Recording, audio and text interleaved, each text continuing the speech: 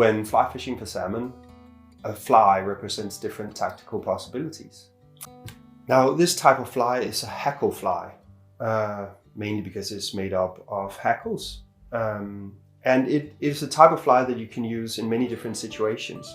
Now, this alley shrimp pattern here is a bit neutral. It has a bit of flash in it and some red color, which makes it visible. But if you're fishing in like really murky waters and you want something that stands out a bit more, you can use rubber legs to create an effect. This is bright yellow and black and has some more weight to it if you want to get down deeper. You can do the classic tilde, which is a well-known pattern for salmon fishing.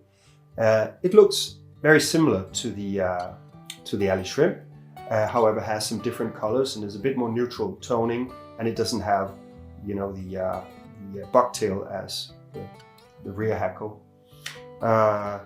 And you know, if you really want to get down deep, and you can also do this as a Pluck Francis in yellow, which is good in early season. The red types of flies are perhaps better in autumn. The idea about these flies is that they go down very close to the fish, and that means that it can often create a reaction with the fish. That's why they're so effective at times. So a type of fly that you can use for very many different fishing situations if you want to go down to the fish and fish close to them. Today we're going to tie a variation of the classic alley shrimp, which is a fly that is caught many salmon in Norway, Scotland, many places all over the world really. It's a fly that works well in murky waters due to the red color. It has the ability to irritate the fish and thereby, you know, creating a take. So here we go. First off, I'm going to take the Pro Sportfisher. This is a Pro Classic tube, medium, in a fluoro orange, and I'm going to cut off about 2 centimeters, 2.5 centimeters of tube. Then we burn a collar.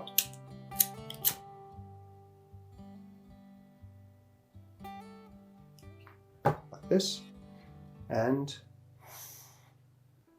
cool it down a bit, and then we just push it on to our needle. I'm using a black tying thread and start up on the rear part of the tube. There we go.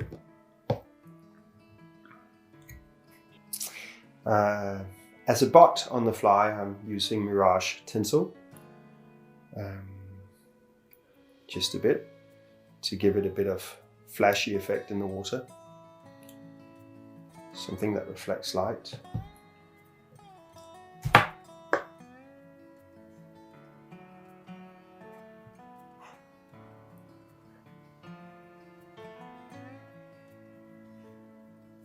There we go.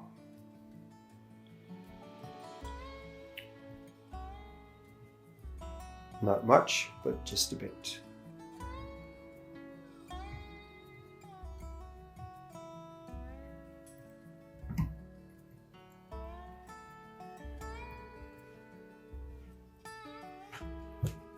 Like this.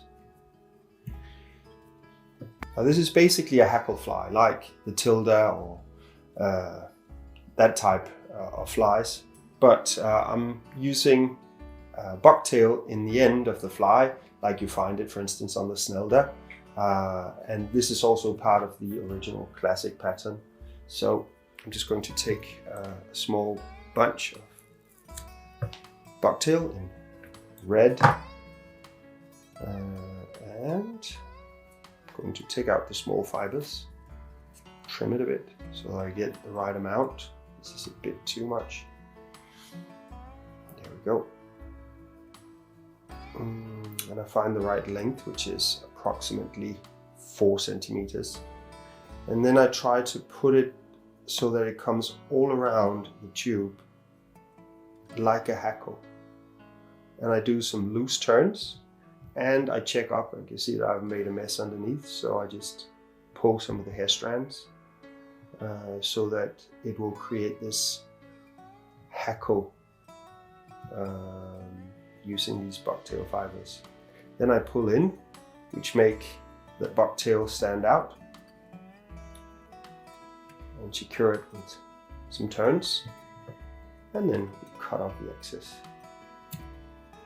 as close to the tying point as possible.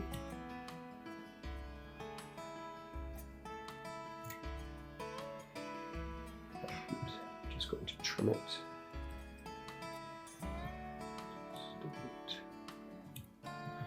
There we go. And secure it down with some turns. There we go. All right, now I need a bit of flash. This is crystal mirror flash. I take one strand and I tie it in the same length of the bucktail fiber on the side pointing in towards me. Secure it, and then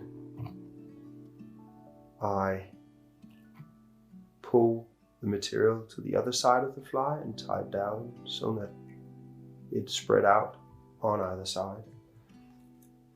Trim length. There you go. And I need one to go on top as well. Just pick out one more.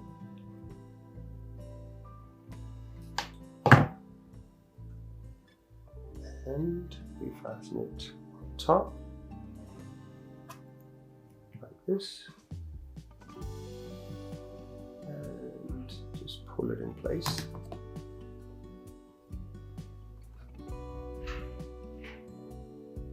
There we go. And we secure it, and then I take the flash and tie it in on the lower part of the fly as well, so that these flash strands are equally distributed around the fly, or as close to as you can. Once you've tied down your flash material, it's time to put in a rib. And I use some oval silver tinsel in size small.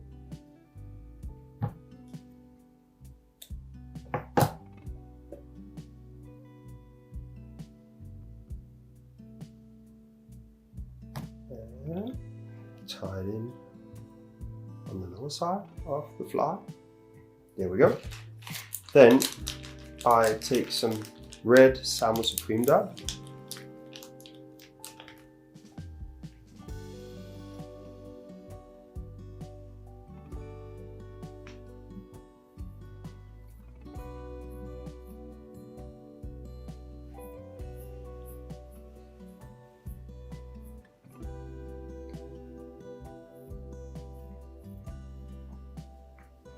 I think this will do it just nicely. Nothing too thick or heavy, just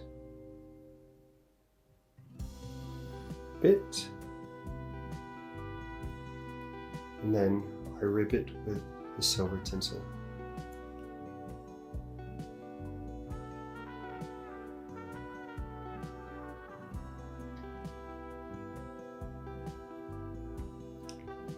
And I secure. Cut the excess like that. There we go. Next step is coq de lion. This is a Pardo, and I choose a hackle fiber that is not too long, but still has a bit of length to it.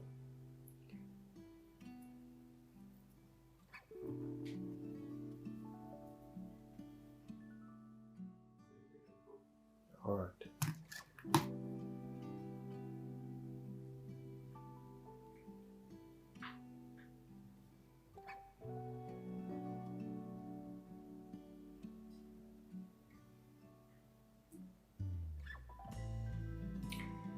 All right.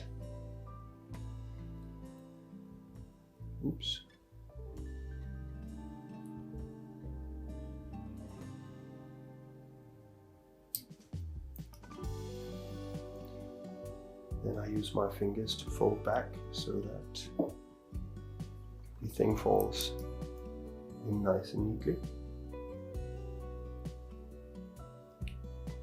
Keep the turns coming one close to the last one. And this is like 4 turns.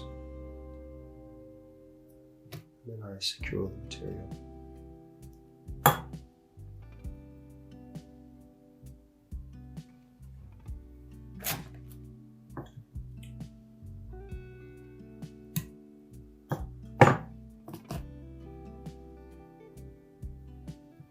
Alright, now it's time to find, this is a Pro Sportfisher Pro Flexibead, extra small. And I'm just going to take this one and push it onto the tube. There we go.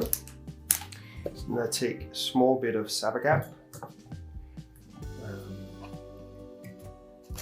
to secure my thread before I cut it off, and give a bit of glue so that the bead has something to connect to. There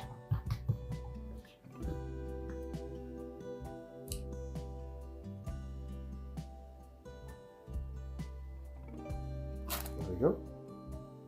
And I push it in.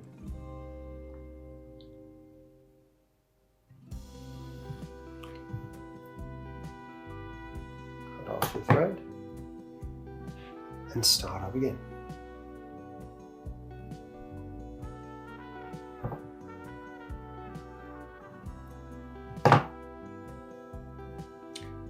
Now it's time to choose another cock hackle. This is a red.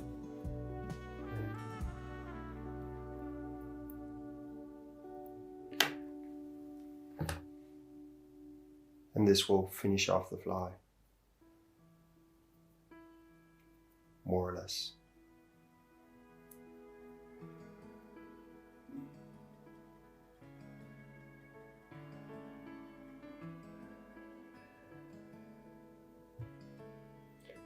I would like for it to have a bit longer fibers than the previous hackle.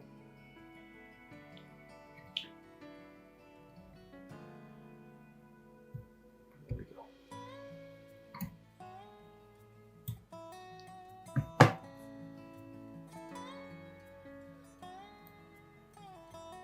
Same procedure. Use my fingers to fold in the hackle so that it falls in nice and neatly. It doesn't catch previous hackle fibers underneath.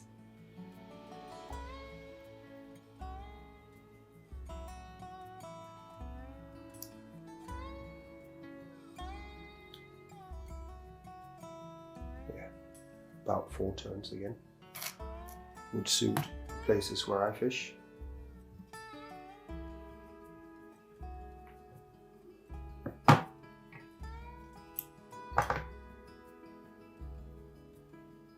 Secure and cut off.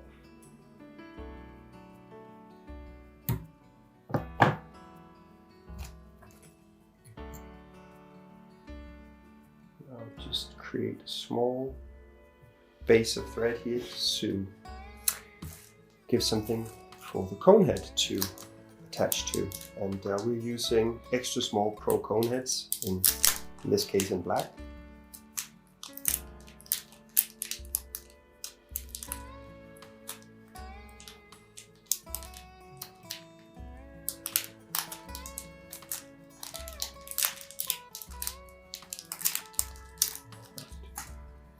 Again, I just push it onto the tube, and I take my super glue, just apply something to the thread, and fold back and secure the fly. Push in the cone head like this.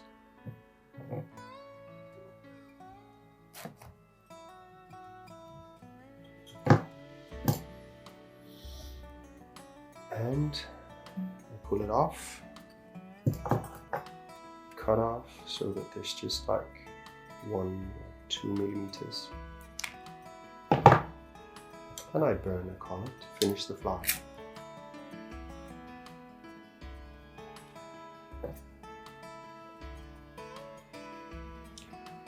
And there you have it, my take on a hackle fly, a variation of the alley shrimp.